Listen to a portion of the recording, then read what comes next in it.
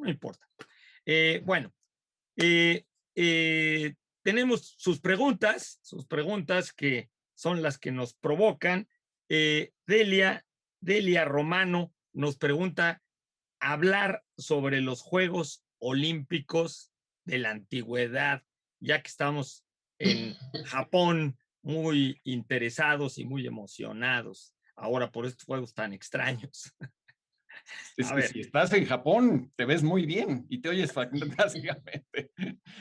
Bueno, me imagino que lo pregunta sobre todo pues, para entender un poco las diferencias con los juegos modernos, pero bueno, en cualquier caso, yo creo que lo primero que habría que, a mí me gustaría subrayar de los Juegos Olímpicos de la Antigüedad es su continuidad, su asombrosa continuidad. Es increíble que un festival haya comenzado eh, al parecer históricamente en el 776 antes de Cristo, una fecha semejante a esta, y haya terminado a fines del siglo IV o principios del siglo V después de Cristo. Estamos hablando de un festival que se llevó a cabo cada 4 años durante más de 1200 años. A mí me parece increíble, de una consistencia temporal pues, pasmosa.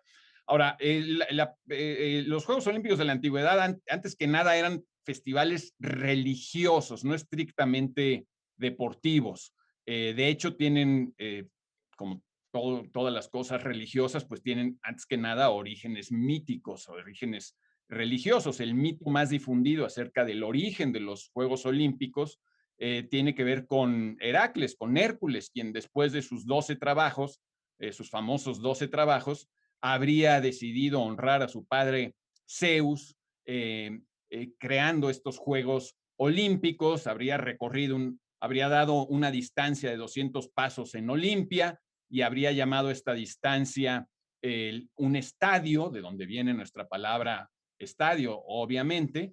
Habría creado, construido el estadio olímpico y el templo a Zeus, y ese habría sido, digamos, el origen mítico de los Juegos Olímpicos. El origen histórico, como ya se ha mencionado muchísimas veces, aunque se disputa esta fecha también, se dice que pudo haber sido en el 776 antes de Cristo, porque hay una inscripción donde se da a un ganador de una carrera en los Juegos Olímpicos. Este corredor se llamaría Corebo y era al parecer un cocinero de la élite. Al igual que los Juegos Olímpicos contemporáneos, comenzaron siendo unos juegos donde participaban pocas ciudades-estados, en ese caso obviamente no naciones, y después se habría ido ampliando. Al principio era la élite, Esparta, toda esa zona occidental de Grecia, y después ya serían Juegos panhelénicos. Los Juegos Olímpicos además formaban parte de un ciclo de Juegos panhelénicos justamente, donde cada 2 años, por ejemplo, se llevan a cabo los Juegos Píticos, donde se honraba sobre todo a Apolo y que se llevaban a cabo allá en Delfos, o los Juegos Ístmicos, que se llevaban a cabo en el Istmo de Corinto y donde se honraba a Poseidón, el dios del mar y de los caballos, o los Juegos Nemeos, etcétera.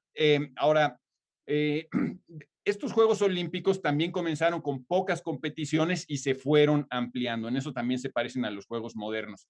E incluso se parecen a los Juegos modernos en el hecho de que comenzaron siendo, digamos, juegos donde la premiación era únicamente simbólica, donde el ganador se llevaba una corona de laurel y ya, y después se comercializaron, si queremos verlo así, y se profesionalizaron y había realmente atletas profesionales que recibían retribuciones sobre todo de sus propias ciudades cuando ganaban en los Juegos Olímpicos. Comenzaron, como vemos, con las carreras, después se ampliaron a un tipo de pentatlón, donde además de correr se saltaba o se lanzaba el disco, se lanzaba la jabalina. Después se ampliaron también a la lucha, al pancracio y a las competencias ecuestres con caballos o con carros tirados por caballos. Por cierto, estas competencias de caballos tenían la singularidad de que a quien se le atribuía el triunfo no era a quien montaba el caballo, sino al dueño del caballo o de la cuadriga de caballos o lo que haya sido. De hecho, la primera campeona olímpica de la historia sería una señora de bastante dinero, que era la dueña de unos caballos en los Juegos Olímpicos de la Antigüedad y que ganó, por lo tanto, el primer lugar.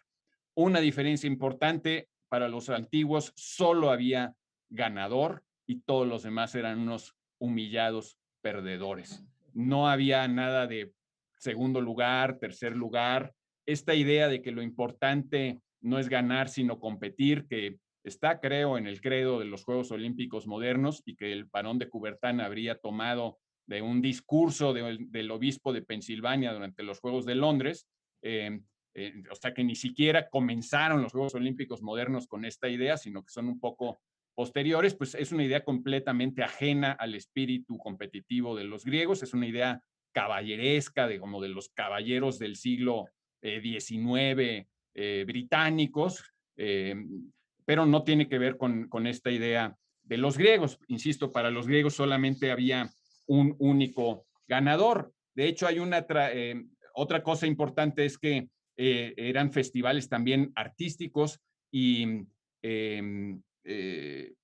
por ejemplo, conocemos todavía hoy los epinicios y las odas de Píndaro. Quiero citar una oda de Píndaro donde habla de la derrota, es la traducción de Ignacio Montes de Oca, que todavía puede conseguirse, traducción en verso. Yo creo que bastante infiel, ahorita van a ver por qué, pero donde habla justamente de la derrota y dice, cuán triste es para el derrotado la salida, ni de gala se viste, ni sonríe su madre dolorida. Esto es muy peculiar porque también en los Juegos Olímpicos no asistían las mujeres. En los Juegos Olímpicos de la Antigüedad, en principio, las mujeres no podían acudir, tampoco los esclavos, ni como espectadoras, ni como espectadores. Esto era estrictamente pues, para hombres. Hay muchos mitos acerca de mujeres que se disfrazarían de hombres para poder acudir como espectadoras a los Juegos Olímpicos. Insisto, pues esta diferencia de que lo único que importaba era ganar y todo lo demás no importaba. Seguramente todos ustedes quieren decir algo sobre este tema tan interesante de los Juegos Olímpicos de la Antigüedad.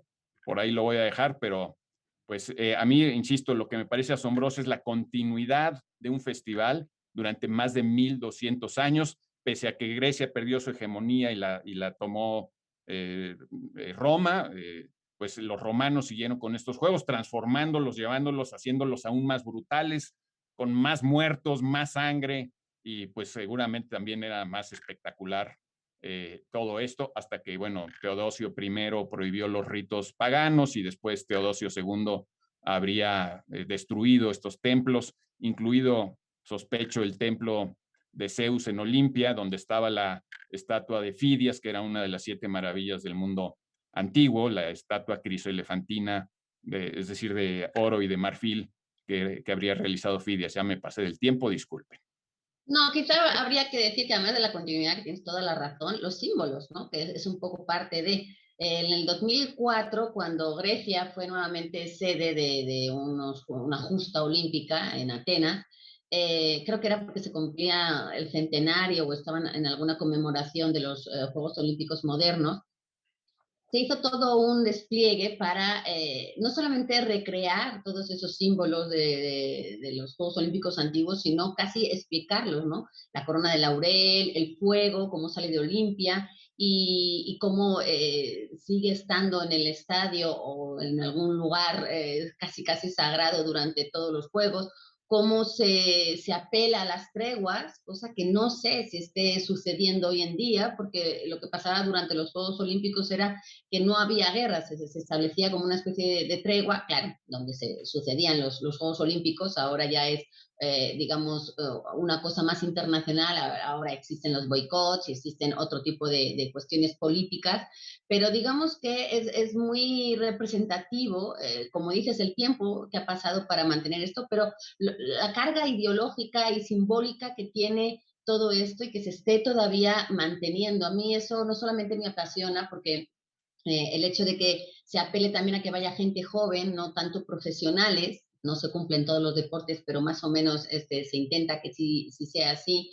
Es un poco recalcar el espíritu deportivo, que no existía en la antigüedad, evidentemente, pero que se haya hecho, por ejemplo, tanto esfuerzo este año en Japón en mantener estos juegos a pesar de la situación, que al principio parecía hasta necedad, y luego empiezan y te das cuenta de que en realidad sí hay un halo de esperanza, de ilusión, que muchas veces en el ánimo de la sociedad es necesario y a veces está, ¿no? Y luego también nada más como apunte decir que muchas palabras que se utilizan en deporte vienen justamente de esta época antigua, ¿no? Maratón, y un montón de vocabulario que año con año y justa olímpica tras justa olímpica se vuelven a repetir y que está muy curioso y muy fascinante y por eso también nos atrapa. Yo nada más quería comentar que ya medio nos colgamos, pero que el nombre de Olimpia se refería probablemente a la más antigua divinidad griega, que era una divinidad femenina y se llamaba Gea Olimpia. Gea Olimpia, o sea, el lugar originalmente era una montaña y un lugar dedicado a esa montaña que después se apropió Zeus y los sacerdotes de Zeus y que pues era una forma también de Hera, de la diosa Hera, y que el nombre héroe, los que ganaban en las competencias, como decía Pablo, el nombre de héroe se refería a los muertos, ¿no? A los muertos, a los fantasmas un poco de los muertos que habían competido y muerto por el amor de la diosa, los que habían muerto por el amor de la diosa. Y este aspecto originalmente dedicado a una divinidad femenina, es curioso que luego las espartanas que sí hacían competencias atléticas, como lo demuestra también, y lo recuerda un cuadro de Degas, de unos muchachos viendo a unas muchachas espartanas, las espartanas pidieron competir, nunca las dejaron, pero se llegó a hacer a partir de determinada fecha una competición externa para las espartanas, precisamente porque reclamaban que pues siempre hubo en Olimpia un templo a Hera, además del templo de Zeus. De hecho, el templo de Hera era más antiguo que el de Zeus. Bueno,